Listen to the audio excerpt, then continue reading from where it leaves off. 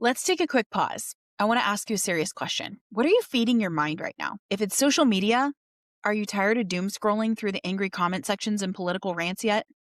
What if you use that time to actually fix your marriage? Welcome to the free Married and Connected School community. It's like social media, but without the ads, without the judgment, and without the noise. Just real self-paced tools that get you out of that roommate phase starting today. Inside, you get an exact blueprint for a weekly State of the Union meeting with your spouse. We're cutting mental load, we're stopping miscommunications, and we're breaking that exhausting loop of doom argument once and for all. Plus, you get instant access to workshops on overcoming resentment and bringing the actual fun back into your marriage. We have a dedicated space just for guys jumping into Forging Fortitude. It's a 10-week intensive to help you step into your masculine leadership and become the husband and man that God called you to be. And for ladies joining Edifying Eden, we're stepping out of that controlling, nagging era into our soft, nurturing, feminine era, even if your husband hasn't taken the reins yet. Either way, you can take responsibility for your side of the street. Stop scrolling the internet and start investing in your home. The community is 100% free with options to purchase certain courses. Click the link in the show notes and join the Married and Connected School community today. I'll see you inside. Marriage isn't supposed to feel like roommates, but it doesn't have to feel like a war either. Hi, I'm Kameran certified marriage coach and a relationship expert. Every week on Married and Connected, I bring you real talk, hard truths, and practical tools you can start using right away. Whether you've been married 2 years or 42, this is where you'll find hope, encouragement, and steps that actually work. So let's make your marriage feel good again, starting right now.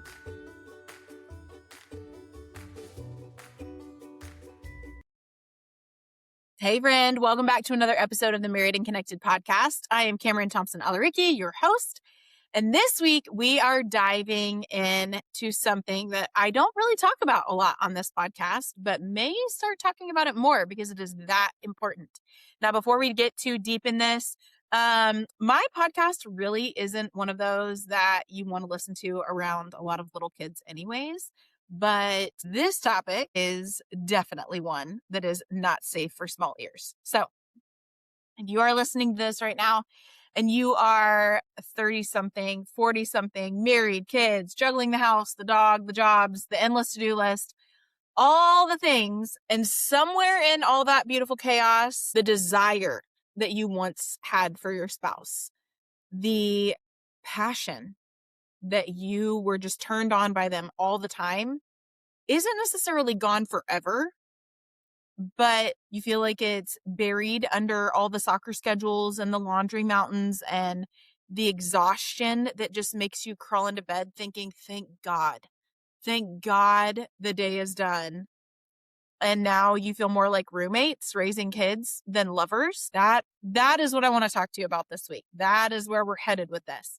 I want to talk to you about why scrolling at night, searching for things like, how do I bring the spark back when I have kids? And why does my marriage feel like we're just roommates? Or how do I feel desired again as a mom or a dad, though my body has changed? Or the schedules just override everything else. I want you to know before we even get started on this, you're not broken. You're not failing. You are in the exact season that quietly steals desire from almost every couple that I've coached in the last 8 years. And the beautiful news to this is that desire can come roaring back. That flame that is barely flickering, it can absolutely go into a full-blown roaring fire. And here's the thing. It doesn't happen with a big vacation or years of therapy, but with small, consistent choices that rebuild that safety and that friendship and the presence. And that is actually one of the things that makes my coaching a lot different than therapy, is that we focus heavy on rebuilding that friendship. Because one of Gottman's biggest theories is that the 3 things that you need in order to build a better marriage or to build a marriage at all is like a house. The 2 load-bearing walls that hold that frame up are commitment and trust, which if trust has been rebroken, you're obviously not going to have desire. But that trust, I can teach you how to have trust again. I can't teach you to have commitment. You are either committed to your marriage or you're not. And that's something that's completely on you. But what fills that house, what makes it into a home, what makes the difference between you wanting to sit in your driveway for 20 minutes at night, just giving yourself a pep talk to go inside, or you rushing home and barely getting the car in park before you jump out and run inside, that is friendship. That difference is friendship. And most of the couples that come to me, that is the one thing that they're missing. And friendship is not just the 5-year-old, hey, you want to be friends with me kind of situation. It goes so deep. And a lot of the things that couples struggle with fall under that friendship category. So today we are going deeper than ever. We are pulling in proven research from obviously the Gottmans. Sex therapist Vanessa Marin. If you do not follow Vanessa and Xander on Instagram, highly recommend that. They specialize in couples. Now, I will say they do not have kids. And they've chosen not to have kids. So that is a component that doesn't always land well. But she is great at giving ideas and trying to be mindful of that. And then obviously emotional sobriety expert, Dr. Andrea Fitz, as always, plus my own faith-rooted experience coaching hundreds of couples with a 93% success rate over the last 8 years. So by the end of this episode, my hope for you is that you are going to have a clear step-by-step plan that you can start tonight, even if your schedule is jam-packed and your energy is barely reading above empty. So settle in, grab your favorite beverage, and let's walk out of this mundane together. First, let's understand exactly why desire fades in this season, because knowledge is power, and I'm hoping that from that knowledge, you can be able to apply that to your own situation. So we're going to dive into what the Gottman Institute has discovered in their studies of thousands of couples, okay? And that is that desire and passionate sex aren't built on grand gestures. Now, in coaching hundreds of couples over the last 8 years, here's what I will tell you. This is one of the most common things that I see couples getting wrong most often, is that we want sex. And so then we go to our partner and it's like, oh, I'm going to love bomb you with, all the words of affirmation that you need. I'm going to do the dishes. I'm going to run the vacuum. I'm going to do a load of laundry. I'm going to tell you you're super hot. I'm going to touch you. And I'm going to hope that that makes a difference. The problem with that is that, and this is not just guys, this is women too. Okay. The problem with this is that that doesn't negate all of the hundreds and thousands of tiny bids for connection that you have missed or dismissed over the last 2-3 weeks, every single day. So if this is the first podcast you've listened to, a bid is anything that your partner does to get your attention with the motive of connection. Okay. So it's a sigh. It's a look. It's them sending you reels. They may irritate the crap out of you, but that's what they're doing. When they're sending you things that they saw on social media, it's, hey, I'm thinking about my partner and I'm hoping that they will enjoy this, or I'm hoping that they will get something out of what I'm sending them to. It may just be reaching for your hand. In one 6-year study of newlyweds, couples who stayed married turned toward each other's bids 86% of the time. Couples who later divorced, only 33% of the time did they turn towards their partner's bids. Not too long ago, and we've talked about this a couple of times on the podcast, so if you are a veteran here, I'm so sorry for repeating this, but it bears repeating. There was a social media trend where a woman would go to their partner and say, hey, I saw a bird yesterday. And if their partner said something like, and, or, okay, cool, they failed the experiment. Whereas if they said, oh, really? I saw a bird too. Was it a hawk? Or like they asked follow-up questions. That is the difference between missing or dismissing that bid versus turning towards it. It's that 86% of the time versus 33% of the time. That's not small. That's huge. That is the difference between feeling desired or feeling invisible. The difference between feeling like your partner cares or the difference between feeling like they are completely indifferent to you.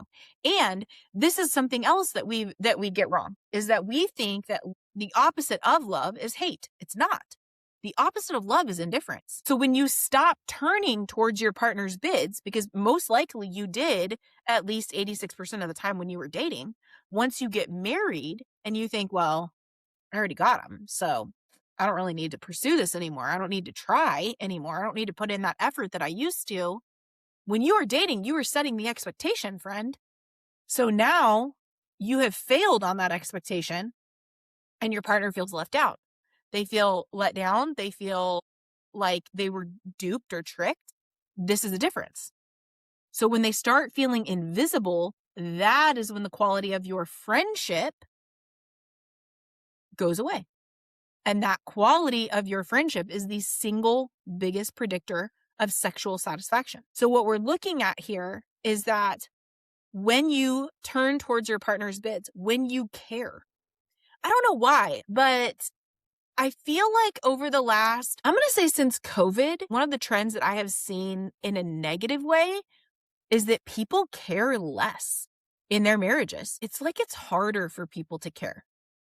And I don't know if it's because we've gotten into so much self-centeredness or if we're just so incredibly overwhelmed emotionally, physically, mentally, socially, spiritually, financially, all the things. I'm not sure what the reason is, but it's almost like I'm having to teach couples how to care about each other more frequently now than I ever did before COVID. It's really odd. But when we stop turning towards each other in those little moments, that emotional connection dies. We don't have the emotional safety. We tell our partner something, they don't turn towards, they dismiss it, they miss it completely, they grunt, they say nothing. So we feel invisible. So then we don't have the emotional safety anymore to actually start talking to our partner about what it is that we want to say. We start looking elsewhere. We go to our friends, we go to our mom, we go to our kids, we go to other people. I feel like cheating is something else that has been on the rise. So trending downward is caring, trending upward is cheating in the last 6 years. And in thinking about that, that's probably why the divorce rates have risen to 60% at this point.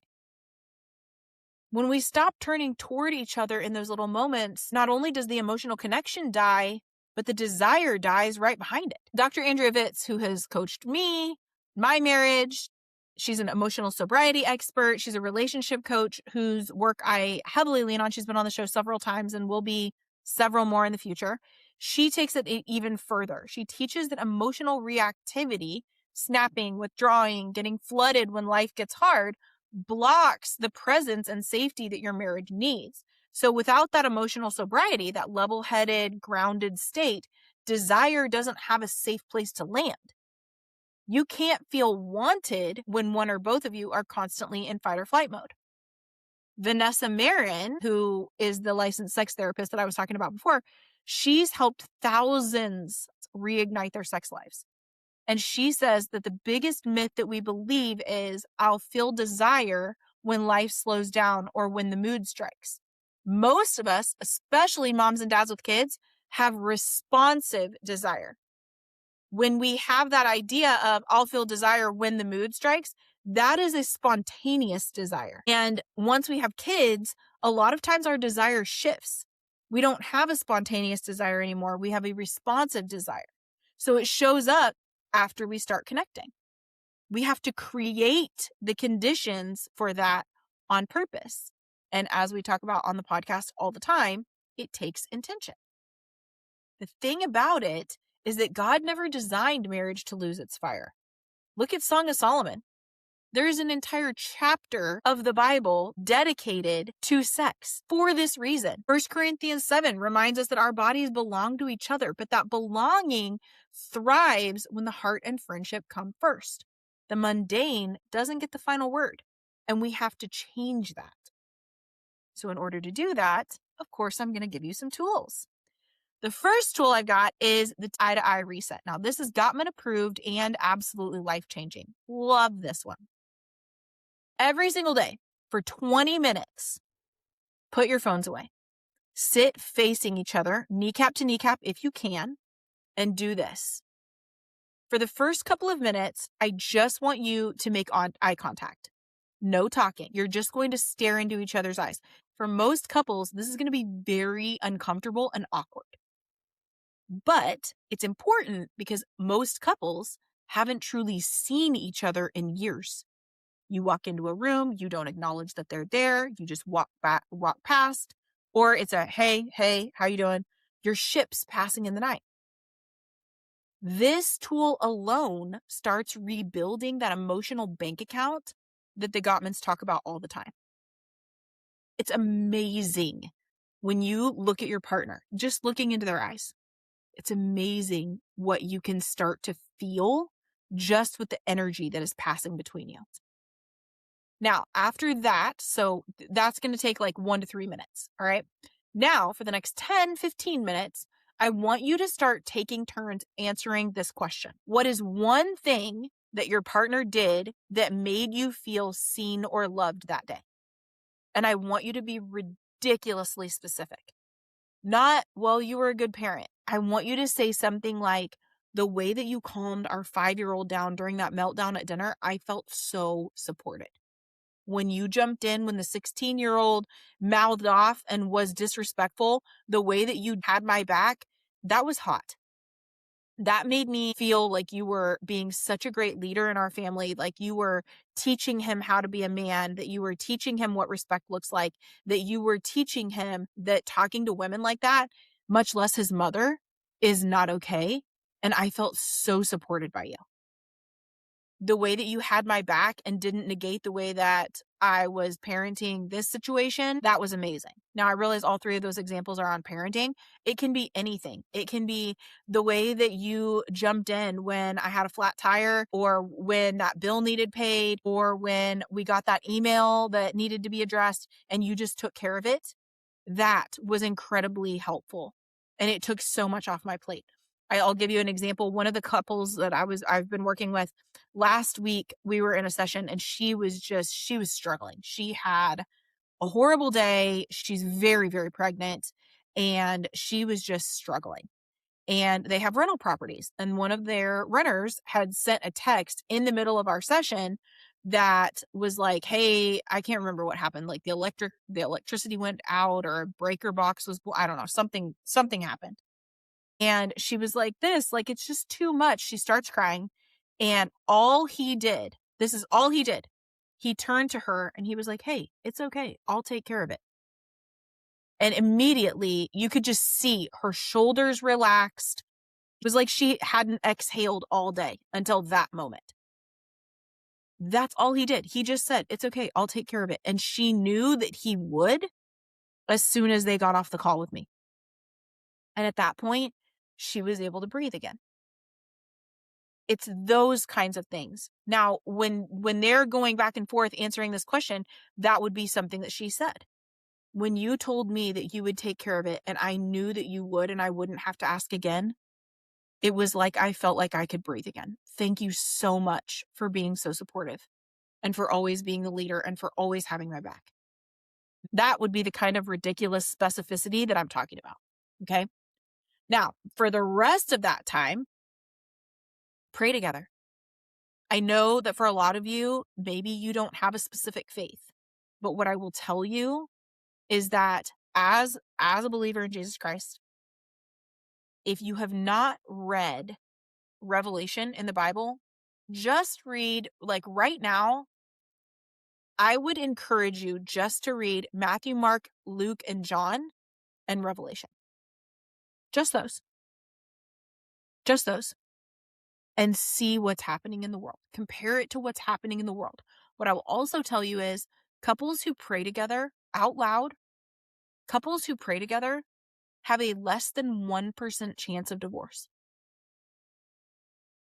I told you earlier that studies now show that the divorce rate is up to 60%. If that right there, just praying together, is going to up your chances by 59%, why wouldn't you try it? Why does this work so powerfully? Gottman research shows that eye contact and specific appreciation are the fastest ways to turn toward bids and build trust. When you turn away when you dismiss or when you miss it completely, even if it's unintentionally, what happens is the thought in your partner's mind is, oh, they don't care. They don't care about what I'm saying. They don't care about what's important to me. That may not be the case at all. But when you turn toward that bid, when you lay the phone down, when you put the laptop away, when you pause the TV and you look at your partner when they're talking to you and you actually turn toward the bid, now your body language, your tone, and your words, so all 100% of communication is saying, I do care what you're saying. I care a lot. I love to hear what makes you excited. I love to be part of your world. Dr. Vitz calls this emotional sobriety in action, staying present instead of reactive. Vanessa Marin says that non-sexual connection like this is the gateway to that responsive desire. I had a couple in their late 30s with 3 kids tell me that after 2 weeks, they were holding hands again like teenagers. The wife actually cried and told me, I forgot what it felt like to be chosen instead of just needed all the time. If your spouse won't join in at first, you start. Desire and safety are contagious. When you become, and I know this because I have done it, I had to go first. I had to become the safe person in my marriage in order for us to reconcile. Desire and safety somebody has to go first. And that's maturity. Okay, tool number 2. I want you to reclaim your micro adventures, but I also want you to do something called chore play. Now, this is Vanessa Marin's favorite for busy parents. Desire loves novelty and play. This is why sex shops sell out of toys and costumes and things like that. Everything that I'm giving you can be done on a very small scale. But here are some practical ideas that take less than 30 minutes. So, number 1, the 10 p.m. porch or couch date. No phones, just talking about anything except the kids and the calendar. If you need questions for this, if you need topics to discuss, my school community is absolutely free. And the resources in there are 40 questions for each month of the year. So I don't know, math is not my strong suit, but 40 times 12, whatever that is, that's how many questions you have to discuss. And it's things in there like, it can be, what does money mean to you? How were finances and sex talked about in your family growing up? All the way to like, is your favorite ice cream flavor still mint chocolate chip? So there's a range of like, if you're really disconnected, maybe those heavier topics aren't things that you want to talk about. And maybe you're in a position with your marriage where you haven't gotten help yet, but you guys are struggling so bad that anything that you talk about is going to start a fight. So you need those lighter, just getting to know you again questions in order to move forward with this activity. Those are in there. Okay. So, and there is every single month, those questions run the gamut. Another option would be kitchen dance party while doing the dishes. I've seen this done. We've done this, and it's so much fun. Another one is a remember when walk. This is actually a really good tool and works so much better when you are in conflict, especially because just the forward motion of you and your partner walking, you actually feel like you're moving forward in the same direction. You're accomplishing a goal. It feels productive, even though you're just walking. It's so simple. But remember when, talk about a dating memory that you have. A memory of happier times. That is also going to help your brain start focusing on positive things versus the negative in your life. Another one is a 1-minute hug every single day. I absolutely love this. This is absolutely one of my most favorite tools that I have couples do. I do it in all my marriage retreats every single day and probably a couple of times a day during the retreats. The reason that it works so well is you set a timer for 1 minute. And again, it's awkward at first, but once you start getting into the habit of doing it, your body actually responds so well to this.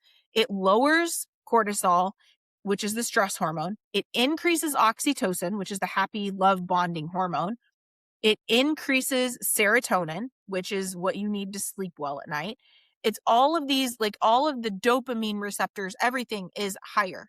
You actually get a bigger hit from a 1-minute hug than you do from scrolling social media.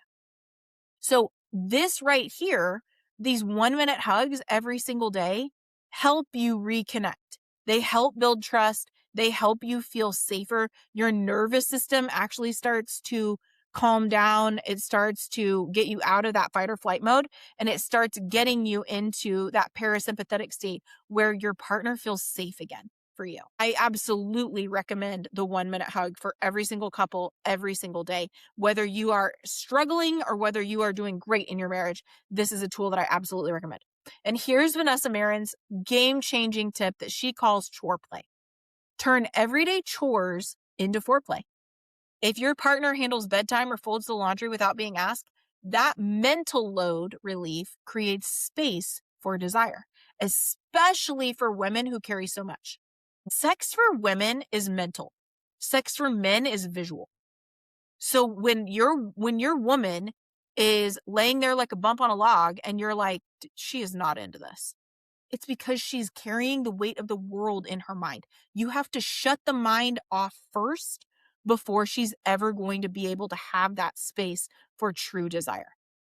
So when you take over bath time and bedtime, or if she's doing bath time and bedtime and you're cleaning up the kitchen, that one small act can flip the switch from her being exhausted to her being willing. Now, I will caveat this by saying if she knows that you're only doing this for sex, she will start to resent you for it. You have to do it with the motive of this needs done and I'm part of this team, so I'm going to do it. Not this needs done because I want sex, so I'm going to do this real quick so that she'll feel in the mood. She will know what your motive is and it will make all the difference in the world. Now, if you want to add this, there is a reason that there is a common saying in America of always kiss me goodnight. When you're kissing only for it to lead somewhere, when you're touching your partner in a non-sexual way, only for it to lead somewhere, again, it goes back to that motive. And your partner says, they're manipulating me, not I'm desired, I'm wanted. Kiss, hug, touch in a non-sexual way because you love them, because you desire them, because you want them, because they are your best friend in this life, not because you're going to get something. Now, here's the thing. We say always kiss me goodnight because Vanessa Marin in her coaching has talked about the fact that the saddest pattern that she sees is couples who only kiss when sex is on the table. It goes back to that manipulation that I was just talking about. If you kiss every single night, you feel more trusting of each other. You feel more connected, and the kiss doesn't have to lead anywhere. But a lot of times, because it rebuilds that touch and safety, it will lead somewhere. It doesn't have to, but a lot of times it will. Tool number 3, the weekly desire check-in. We've talked so much about the weekly marriage check-in, and that template is in the school community under resources as well. The weekly desire check-in, you can actually add into that weekly marriage check-in, and this is the conversation that prevents years of drift. So every Sunday, Monday, whatever day starts your week, ask these 3 questions and actually listen without defending. So question number 1 is, on a scale of 1 to 10, how connected and desired do you feel this week? Maybe your wife is on her period and she's like, 0. Not happening. Okay, cool. What's one thing that would help you feel more seen or desired in the next 7 days? Maybe you do hand jobs. Maybe you do shower sex. Maybe you do blowjobs. Maybe you do whatever the case may be. Maybe you just cuddle. Maybe you just make out. So any of those things can be a great alternative if your partner is feeling a low level of desired and connectivity.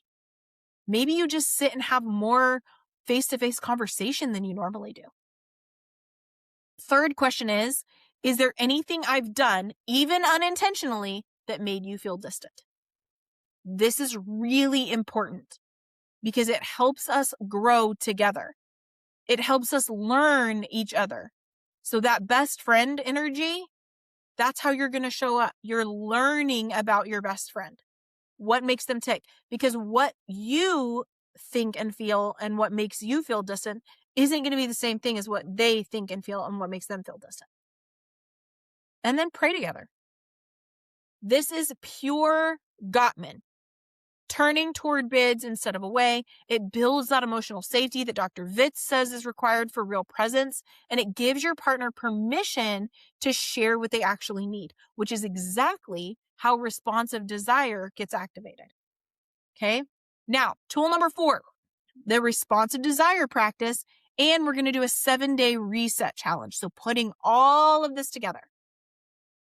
Vanessa Marin actually teaches to stop waiting to feel the desire and aim for willing. Start small and let your body and your heart catch up. So here's your 7-day challenge. Tell your spouse you're doing it and invite them. Invite them. That is the key. Invitations work a lot better than we're doing this. All right. So days 1 to 2, you're going to do the eye-to-eye reset daily and 1 20-second kiss goodnight. Days 3 to 4, you're going to do 1 micro adventure and the full desire check-in that I just gave you, those three questions. 5 and 6, days 5 and 6, you're going to add chore play. Do 1 helpful act for each other and a nightly kiss. And then day 7, you're going to pray together and celebrate 1 win, no matter how small it is.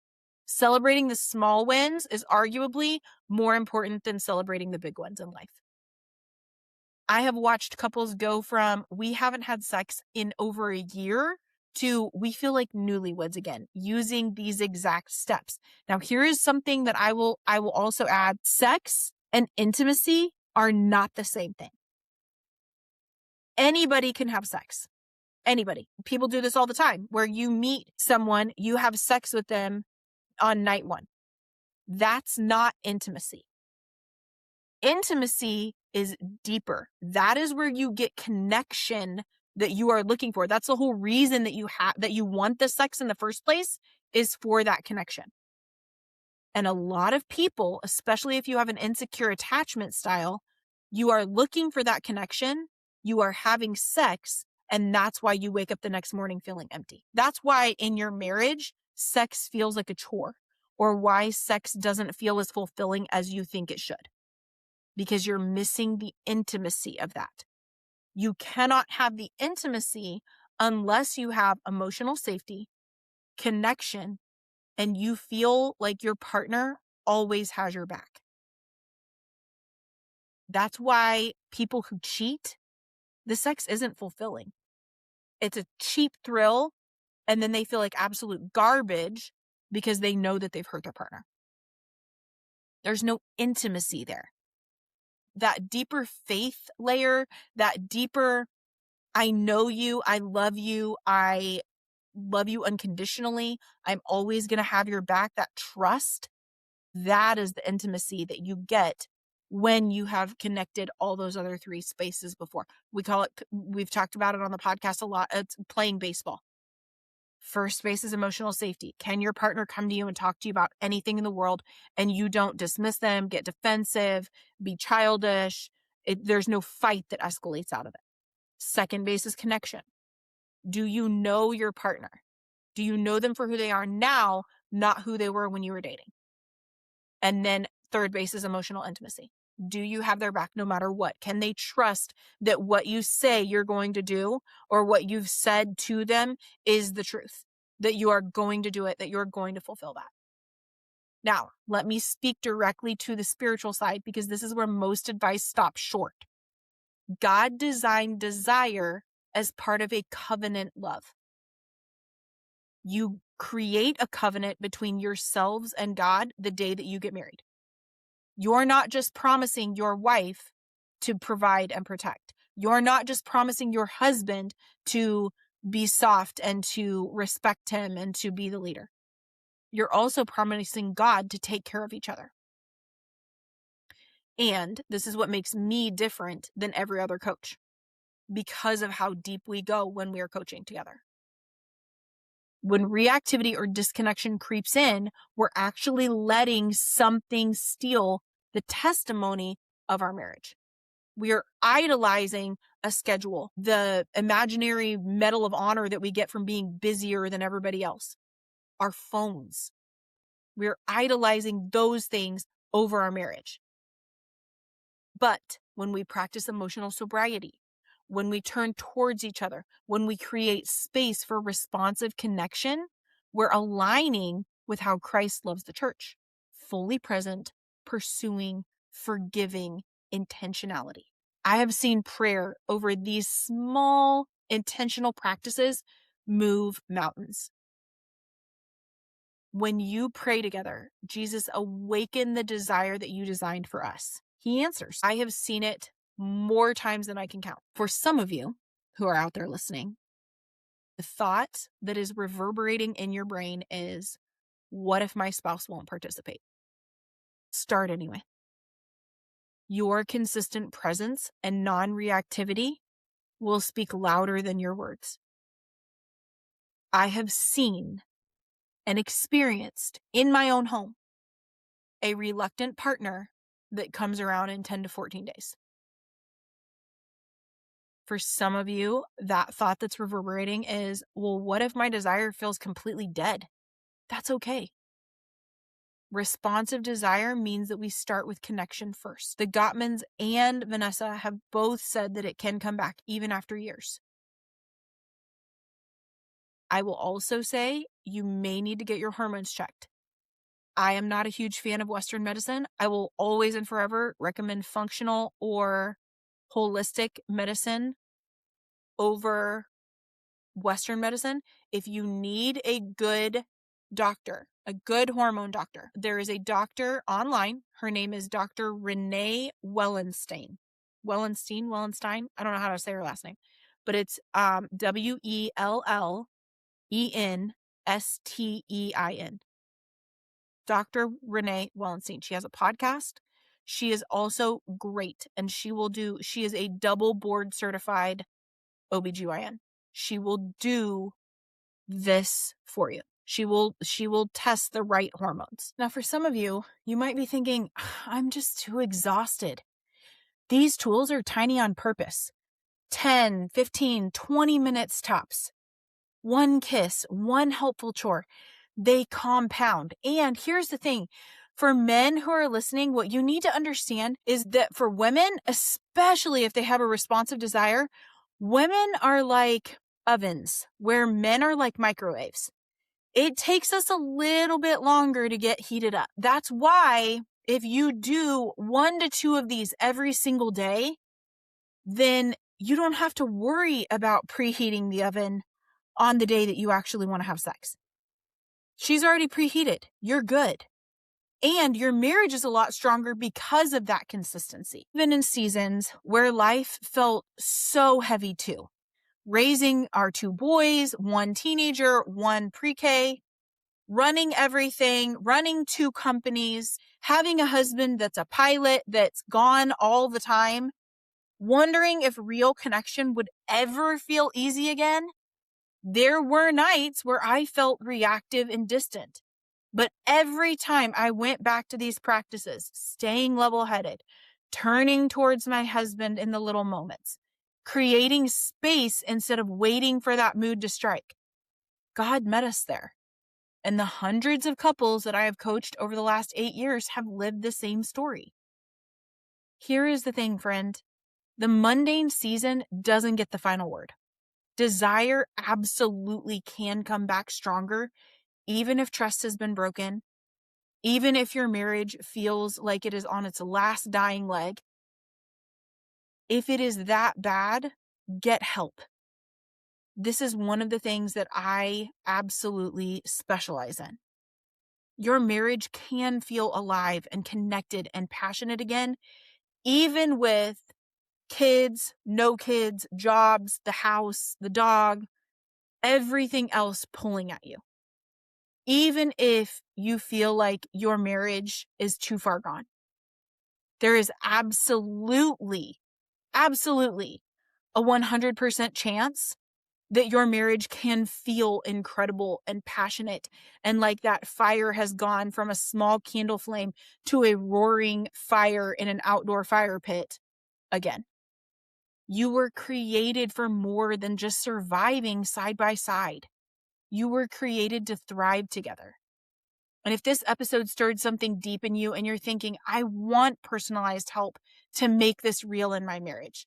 I have lived it. I have done it. I have helped hundreds of others do it too. And I would be honored to walk with you. Head to my website right now. The link is in the show notes. Book a free consultation. No pressure, just an honest conversation to see if one-on-one coaching, couples coaching, or my school community is your next step. In the school community, men are stepping into healthy, strong, masculine leaders at home through forging fortitude. Women are learning to walk in that soft, feminine strength as a Proverbs 31 wife through edifying Eden. There are more resources and workshops and free things that you can indulge in than you will know what to do with. We do this work together, practically and with faith. All of the links that you need are in the show notes. Thank you for trusting me with a sacred part of your life. And until next week, stay married and connected. This podcast is for educational purposes only and is not a substitute for professional counseling or therapy. Every couple story is unique, so take what's helpful and leave the rest. By listening to this podcast, you acknowledge that neither I, Kameran Thompson-Alaricki, Married and Connected, or Recognizing Potential Coaching are responsible for any outcomes related to what you apply from this show, especially if you are not a client of mine.